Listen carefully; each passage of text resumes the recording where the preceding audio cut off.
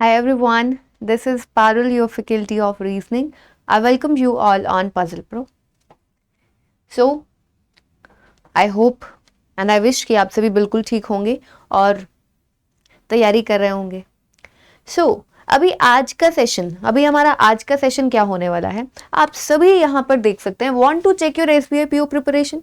क्या आप चेक करना चाहते हैं कि बैंकिंग का जो SBI PO का पेपर होता है उसमें रीजनिंग सेक्शन में जो पजल्स और सीटिंग अरेंजमेंट्स पूछे जाते हैं, आपके वो किस लेवल के तैयार हुए हैं? क्या आपकी तैयारी उस लेवल की चल रही है कि आप अपना SBI PO का प्रीलिम्स का पेपर रीजनिंग का सेक्शन क्रैक कर सकते हो? चेक करना चाहते हैं? अगर चेक करना चाहते हैं तो इस सेशन के बिल्कुल एंड तक बने रहिए, क्योंकि मैं आपको दिखाने वाली हूं कुछ ऐसे क्वेश्चंस, बहुत ही बढ़िया लेवल के क्वेश्चंस. ठीक है, क्वेश्चन देखकर आप लोग एक्चुअली सोचोगे अच्छा बहुत ही बढ़िया क्वेश्चन था मैम, वाह कमाल कर दिया आपने. बहुत ही अच्छे लेवल के क्वेश्चंस हैं. इनफैक्ट अगर हम SBI PO प्रीलिम्स की बात करें तो आपको ऐसा क्वेश्चन नहीं पूछा जाएगा, पहले बता रही हूँ.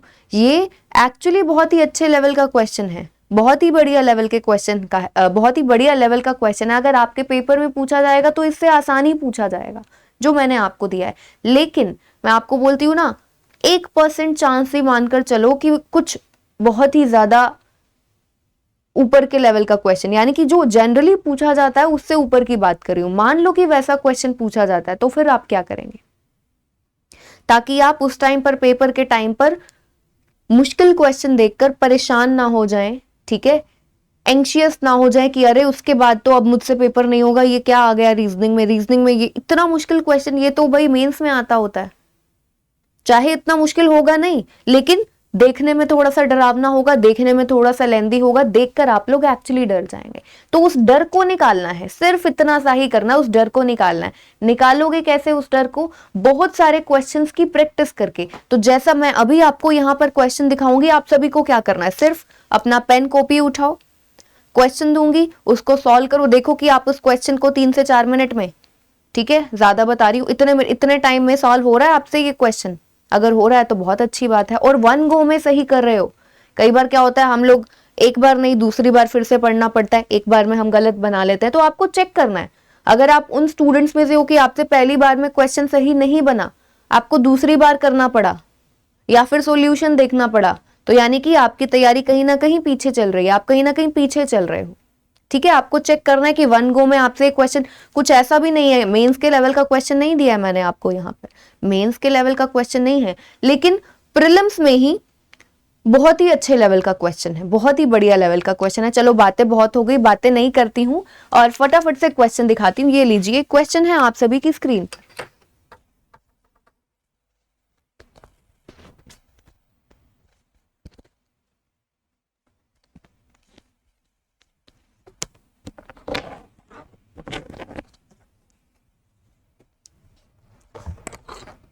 ये क्वेश्चन है,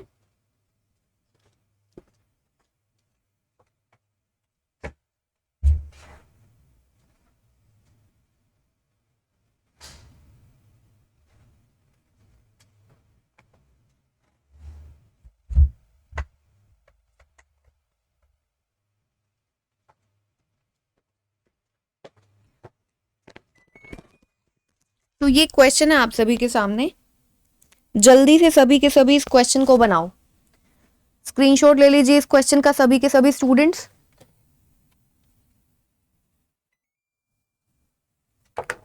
चलिए, आई होप कि सभी ने स्क्रीनशॉट ले लिया होगा इसका. अब बनाते हैं हम इस क्वेश्चन को.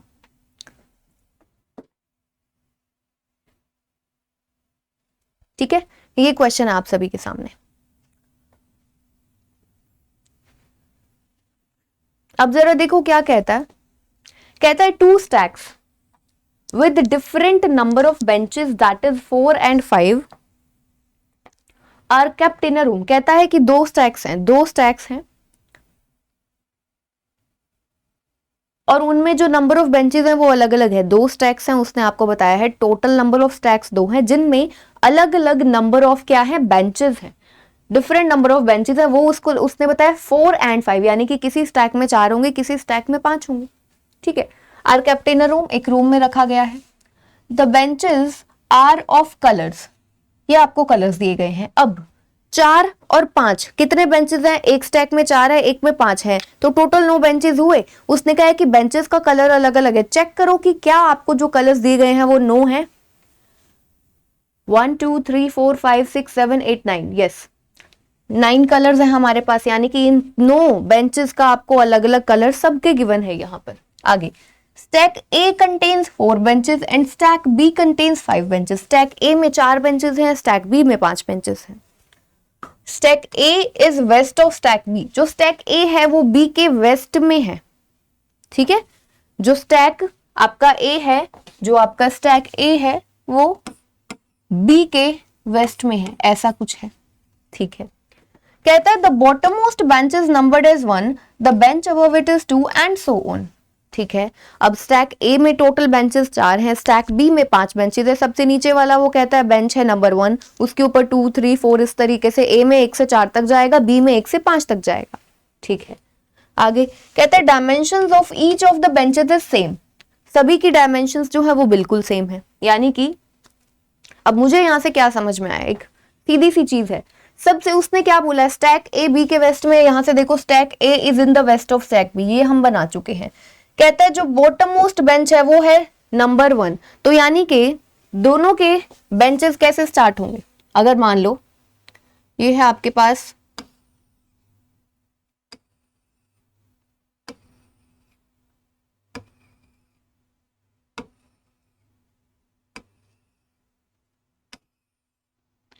स्टैक ए स्टैक बी के वेस्ट में है, स्टैक ए में 4 बेंचेस हैं, स्टैक बी में 5 बेंचेस हैं। सबसे नीचे वाला bench that is numbered as 1, उसके ऊपर सेकंड, देन थर्ड, देन 4, इतना ही बनाऊंगी क्योंकि ए में टोटल 4 ही बेंचेस हैं।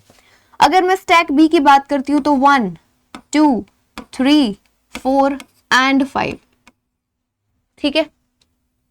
समझे होंगे आप सभी, समझ गए होंगे इस चीज को कि यहां पर मैंने ये क्या किया है, स्टैक ए स्टैक बी के वेस्ट में है।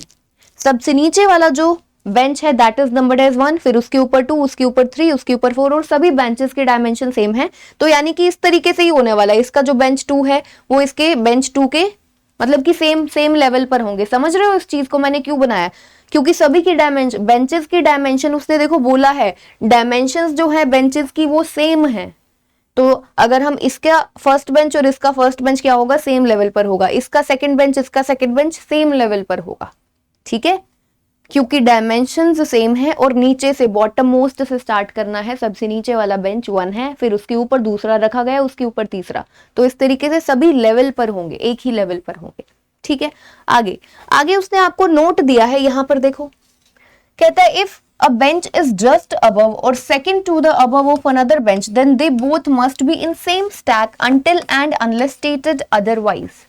नोट दिया है, ध्यान से समझो, ध्यान से पढ़ो। जब भी नोट दिया जाता है वहां पर कुछ ना कुछ क्वेश्चन का सॉल्यूशन छुपा हुआ होता है नोट में ज्यादातर, ठीक है। तो पढ़ो, कहते हैं अगर वो कहता है कि एक bench, if a bench is just above, अगर एक बेंच किसी बेंच के जस्ट ऊपर है, या फिर कहता है कि सेकंड टू द अबव है, सेकंड टू द बिलो है, ऐसा कुछ बोलता है, तो they both must be in same stack, तो वो सेम स्टैक में होंगे। मान लो यहाँ पर एक बेंच है जिसका बेंच है सी, और कहता है कि डी जो है, सी मान लो सेकंड पर है, कहता है डी जो है वो सी के जस्ट ऊपर है, तो डी कहां पर होगा, इस थर्ड पर आ जाएगा। कहने का मतलब है ये कि वो सेम स्टैक में होंगे, ठीक है। कहने का मतलब है कि अगर वो कहता है ना कि एक बेंच दूसरे के जस्ट ऊपर है या जस्ट नीचे है या सेकंड टू द अबव है, तो इसका मतलब कि वो सेम स्टैक में है अनटिल एंड अनलेस कहा ना जाए आपको। अगर वो कहता है कि अलग अलग में है तो फिर आप लेकर ही चलोगे कि अलग अलग में है, ठीक है। चलो, कहता है आगे और कह रहा है, नोट अभी खत्म नहीं हुआ आपका, देखो if first bench is to the north east of second bench, कहता है कि अगर फर्स्ट बेंच जो है वो नॉर्थ ईस्ट में है किसके, सेकंड बेंच के, ऐसा उसने कहा है। नॉर्थ ईस्ट का मतलब ये होता है, मैंने बना दिया। कहता है if first bench is to the north east of second bench then first bench must be above the bench which is east of second bench. कहता है तो फर्स्ट बेंच जो है वो कहां पर होगा, सेकंड के ईस्ट में जो बेंच होगा ना उसके ऊपर होगा। ये तो भाई आम सी बात है, हमको पता ही है, उसने इतना लंबा चौड़ा लिखा है, इसके लिए मैंने आपको यहाँ पर बनाकर क्यों दिखाया, सिर्फ समझाने के लिए। नॉर्थ ईस्ट का मतलब ये होता है ये डायरेक्शन, वो हमको पता है, ठीक है, उसने आपको बस थोड़ा सा घुमाकर कि सेकंड के ईस्ट में जो है उसके कहीं ऊपर आ जाएगा फर्स्ट, ये तो हमें भाई पता ही है। ऐसे ही टाइम वेस्ट किया ना एग्जामिनर ने हमारा, एक लाइन एक्स्ट्रा ऐड करके। हाँ चलो आगे, यहां से आपका क्वेश्चन स्टार्ट होता है। कहते हैं green bench is in south west of white bench. जो ग्रीन बेंच है ना वो व्हाइट बेंच के साउथ वेस्ट में है। व्हाइट बेंच के लिए कहते हैं which is the top most bench. ध्यान से समझो पहले इस चीज को। कहते हैं ग्रीन बेंच कहां पर है? व्हाइट के साउथ वेस्ट में है। कौन? ग्रीन। व्हाइट के साउथ वेस्ट में। पहली बात, व्हाइट के साउथ वेस्ट में ऐसा आएगा तो मुझे तो इतना समझ में आया कि व्हाइट जो है वो स्टैक बी में होगा, ग्रीन जो है वो स्टैक ए में होगा। आई होप कि आप भी इस चीज को तो समझते हो, क्योंकि दोनों टोटल नंबर ऑफ स्टैक्स ही 2 हैं, तो ये एक बी में आएगा और ये आपका ए स्टैक में आएगा, ऐसा होगा। और उसने स्पेशली मेंशन कर दिया which is the top most bench. White bench कौन सा है? टॉप मोस्ट है, तो इसका मतलब बी वाले में व्हाइट आपका यहां पर आएगा। अब ग्रीन आपका फोर्थ, थर्ड, सेकंड, फर्स्ट कहीं पर भी आ सकता है। व्हाइट के साउथ वेस्ट में ग्रीन अब आपका कहीं पर भी आ सकता है। ठीक है, चलो आगे चलते हैं। कहता है red bench and green bench are in the same stack. Red और ग्रीन दोनों सेम स्टैक में है, तो यानी कि जिसमें ग्रीन है उसी में रेड आएगा। तो मैं इसको कहां पर नोट करूं? मुझे व्हाइट का पता है कहां पर आएगा, तो मैं व्हाइट का मुझे पता चल गया ना, तो मैं नोट कर रही हूं ग्रीन मेरा ए में आएगा। कहीं भी आ सकता है इन चारों में से, क्योंकि व्हाइट के साउथ वेस्ट में fourth number, third number, second, first कहीं भी। ग्रीन और रेड भी उसने कहा है आपका कहां पर है? स्टैक ए में है, मैंने नोट कर लिया। आगे कहते हैं brown bench is not just below blue bench. जो ब्राउन बेंच है वो ब्लू के जस्ट नीचे नहीं आएगा। ब्राउन बेंच ब्लू के जस्ट नीचे ब्राउन नहीं आएगा। अगर ऐसा दिखा तो मतलब गलत है। ठीक है, ब्लू के जस्ट नीचे ब्राउन नहीं आना चाहिए। आगे कहते हैं brown bench is odd numbered bench. Brown bench जो है वो ओड नंबर्ड है। ब्राउन क्या है? ओड नंबर्ड बेंच है। ठीक है, आगे कहता है yellow bench and purple bench are same numbered bench. Yellow और पर्पल दोनों सेम नंबर्ड बेंच है। इसका मतलब क्या हुआ? येलो और पर्पल क्या है? Same numbered. इसका मतलब अगर येलो तीसरे नंबर पर है तो पर्पल भी तीसरे नंबर पर। अगर येलो इधर सेकंड पर है तो इधर, यानी कि हम ये समझ गए दोनों सेम लेवल पर आएंगे। येलो और पर्पल दोनों का बेंच नंबर सेम है, तो हमें ये समझ में आ गया दोनों क्या आएंगे? सेम लेवल पर आएंगे। तो येलो और पर्पल क्या है? सेम लेवल पर इस तरीके से आ जाएंगे। अब हमें ये नहीं पता कि कौन सा स्टैक ए में है कौन सा बी में है, ये नहीं पता है हमें, वो हमें पता लगाना है। ठीक है, आगे कहता है blue bench is 2 benches above pink bench and both are in stack B. कहता है ब्लू बेंच जो है वो 2 बेंचेस अबव है पिंक के। ब्लू बेंच क्या है? 2 बेंचेस अबव पिंक बेंच और दोनों ही स्टैक बी में है। स्टैक बी में है, तो इसका मतलब ब्लू 2 बेंचेस अबव, यानी कि गैप लेंगे एक का, एक छोड़कर पिंक, ऐसा होगा। ब्लू एक छोड़कर पिंक ऐसा आएगा स्टैक बी में। तो ब्लू एक छोड़कर पिंक, ब्लू एक छोड़कर पिंक, 2 केसेस मुझे अभी क्लियरली नजर आ रहे हैं, पर मैं क्यों अभी बनाऊं? अभी मेरे 2-3 सेंटेंसेस पड़े हैं भाई, मैं पढ़ लूंगी और कोशिश करूंगी कि मुझे 2 केसेस ना बनाने पड़े। ठीक है, तो चलो आगे बढ़ते हैं। कहते हैं the number of benches between purple bench and orange bench is 0। कहता है जो नंबर ऑफ बेंचेस हैं पर्पल और ऑरेंज के बीच में वो कितने हैं? 0 है। अब पर्पल और ऑरेंज के बीच में नंबर ऑफ बेंचेस 0 का मतलब है पर्पल के जस्ट ऊपर या जस्ट नीचे ऑरेंज आएगा, पर्पल के या तो जस्ट ऊपर या जस्ट नीचे ऑरेंज आएगा। चलो, नहीं आएगा। देखो आगे क्या कहता है। Purple bench and orange bench are not in same stack. Purple और ऑरेंज दोनों सेम स्टैक में नहीं है। पर्पल और ऑरेंज के बीच में 0 गैप है बेंचेस का। ठीक है, तो हम ये सोच रहे थे कि पर्पल के जस्ट ऊपर या जस्ट नीचे ऑरेंज आएगा।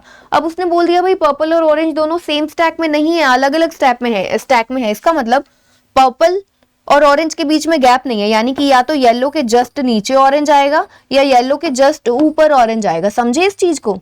येलो के जस्ट ऊपर या येलो के जस्ट नीचे, तभी तो पर्पल और ऑरेंज के बीच में 0 गैप होगा बेंचेस का। समझे इस चीज को? पर्पल और ऑरेंज, पर्पल के सामने येलो है, येलो के जस्ट ऊपर अगर ऑरेंज आया तो भी पर्पल और ऑरेंज के बीच में 0 बेंच का गैप है, और अगर पर्पल के जस्ट नीचे आया, येलो के जस्ट नीचे आया तो भी पर्पल और ऑरेंज में 0 गैप है। चलो कहता है green bench is above red bench but is not prime numbered bench. कहता है जो ग्रीन कलर का बेंच है ना, जिसने आना है स्टैक ए में, कहता है वो रेड के ऊपर है। ग्रीन जो है वो रेड के ऊपर है और प्राइम नंबर्ड बेंच नहीं है, प्राइम नंबर नहीं है, यानी कि दूसरे और तीसरे नंबर पर ग्रीन नहीं आ सकता। अब फर्स्ट पर भी ग्रीन नहीं आ सकता, रेड के ऊपर है, तो ग्रीन की तो भाई मुझे जगह मिल गई। ग्रीन तो मेरा आएगा यहां पर, ग्रीन तो मेरा आएगा यहां पर, ये हो गया। अब रेड के ऊपर है, एक दूसरे तीसरे कहीं पर भी रेड आ सकता है।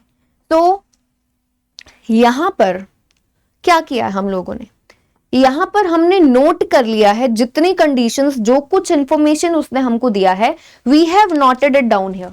हम लोगों ने क्वेश्चन को पूरा नोट कर लिया है। अब देखना है कि क्वेश्चन को बनाए कैसे। आधे से ज्यादा स्टूडेंट्स ट्रस्ट में ऐसे होंगे जो कि एक बार तो इसको देखकर थोड़े से ऐसा हो जाएंगे, अरे कैसे बनेगा।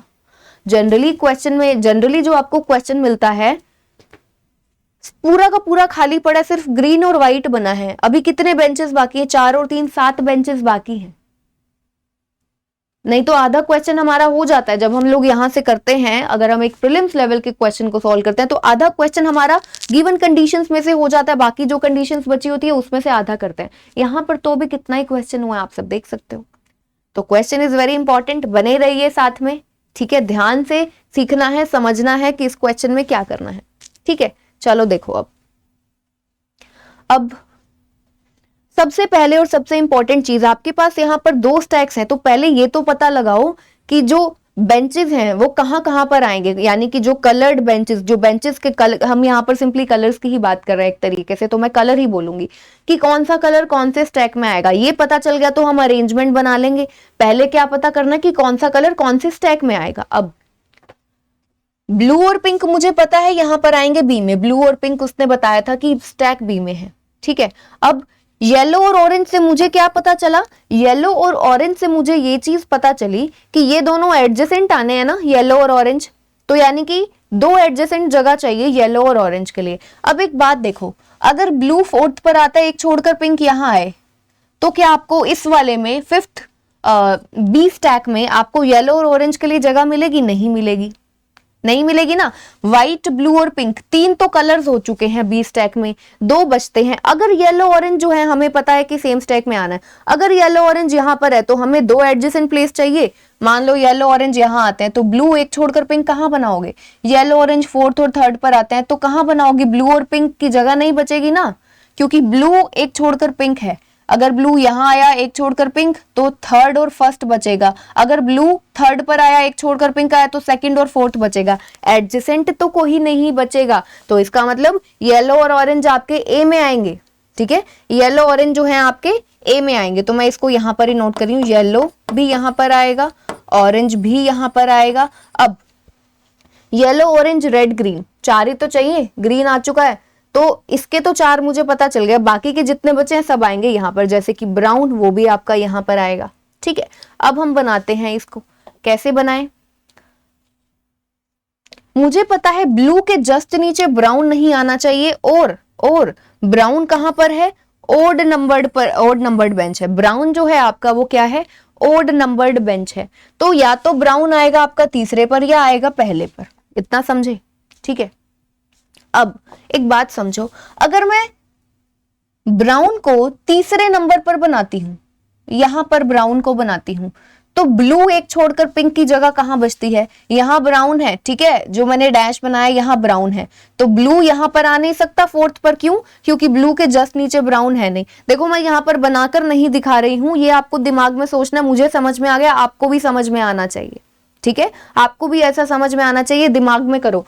अगर आपका यहां पर ब्राउन आ गया तीसरे पर अगर ब्राउन आ गया, यहां पर इस वाली जगह पर ब्राउन आ गया, तो ब्लू एक छोड़कर पिंक कहीं बना सकते हो? ब्लू एक छोड़कर पिंक की जगह नहीं है, ब्लू तो फिर 4th पर ही आ सकता है, which is not possible. Blue के जस्ट नीचे ब्राउन नहीं आएगा, इसका मतलब तीसरे पर ब्राउन ना आके ब्राउन की एक ही जगह बचती है, ऑड नंबर्ड पहला ब्राउन यहां पर आएगा। अब ब्लू आपका यहां पर आएगा और एक छोड़कर पिंक आपका यहां पर आएगा, ठीक है। जैसे ही अब ये हो गया, अब पर्पल कलर बचता है, वो भी यहां आएगा क्योंकि इधर के 4 कलर तो हो चुके हैं fix, green, red, yellow and orange, ठीक है। तो आपका पर्पल कलर आएगा यहां पर, अब पर्पल यहाँ पर आया तो पर्पल के जस्ट सेम नंबर बेंच पे है ना, येलो यहाँ पर आया, अब येलो के जस्ट ऊपर या जस्ट नीचे आएगा ऑरेंज, ये देखो यहाँ से, तो येलो के जस्ट नीचे ऑरेंज आएगा। अब क्या बचता है आपका, उसने बोला था ग्रीन जो है वो रेड के ऊपर है, तो रेड आपका यहाँ पर आ गया। लीजिए भाई, क्वेश्चन इज कंप्लीटेड, हो गया है क्वेश्चन। सिर्फ थोड़ा सा, बिल्कुल थोड़ा सा सोचना था, बिल्कुल थोड़ा सा, और कुछ भी नहीं करना था। सबसे इंपॉर्टेंट चीज होती है, जब भी इस तरीके के क्वेश्चंस दिए जाएं तो जो लैंग्वेज होती है उसको देखकर डरना नहीं है, उसको आराम आराम से पढ़कर, अगर आपसे बड़े बड़े सेंटेंसेस नहीं पढ़े जाते हैं तो आप क्या करें, उनको छोटा कर करके तोड़ तोड़ के सेंटेंस को पढ़कर क्वेश्चन को समझा करो। इस तरीके से आदत बनाओ क्वेश्चन को करने की, तो फिर आप धीरे धीरे पूरा सेंटेंस पढ़कर भी जल्दी जल्दी, या 2 सेंटेंसेस को साथ में पढ़कर भी क्वेश्चन को सॉल्व करने लग जाओगे। ठीक है, तरीका बता रही हूं। पहली बात, इस क्वेश्चन को देख के डरना नहीं है। अगर प्रीलिम्स में ऐसा क्वेश्चन आ जाए, आप बना सकते हो। मैंने इस क्वेश्चन को तो एक एक लाइन को रिपीट कर करके इंग्लिश में पढ़ के फिर हिंदी में बताकर, है ना, ऐसे किया है, टाइम लगा है। अदरवाइज ये क्वेश्चन 3 से 4 मिनट में बड़े ही आसानी से हो जाएगा। कब होगा, अगर आपकी प्रैक्टिस अच्छी है तो। अगर आपकी प्रैक्टिस अच्छी नहीं है, आप इस क्वेश्चन को बना तो लोगे लेकिन बहुत ज्यादा टाइम लगा दोगे इस क्वेश्चन को बनाने में। ठीक है, सो ये क्वेश्चन था, एंड आई रियली होप कि आप सभी को ये जो क्वेश्चन है समझ में आया हो, अच्छा लगा होगा आप सभी को। अगर सेशन अच्छा लगा, मैंने जो समझाया है वो समझ में आया, तो आप सभी को क्या करना है, ठीक है, सेशन को लाइक कर दो सभी के सभी स्टूडेंट्स, और जो जितने भी स्टूडेंट्स नए हैं इस चैनल पर, please subscribe to my channel और बेल आइकन को प्रेस करना बिल्कुल भी ना भूलें, ताकि कोई भी नोटिफिकेशन, कोई भी अपडेट आपका मिस ना हो जाए। और यहाँ पर इस पजल प्रो यूट्यूब चैनल पर आपको रीजनिंग पढ़ाया जाता है बैंक का। आप देख सकते हैं, कोई भी सेशन मेरा, कोई भी वीडियो उठाकर देख लीजिए, आपको क्वालिटी का पता चल जाएगा कि मैम कैसा पढ़ाते हैं कैसा नहीं। ठीक है, चलो, सेशन अच्छा लगे तो लाइक जरूर करना है। इसके बाद में हम लोग मिलते हैं फिर नेक्स्ट सेशन में। तब तक आप सभी को क्या करना है, तैयारी करते रहना है। ठीक है, तैयारी करते रहिए, अपना ध्यान रखिए। Take care everyone.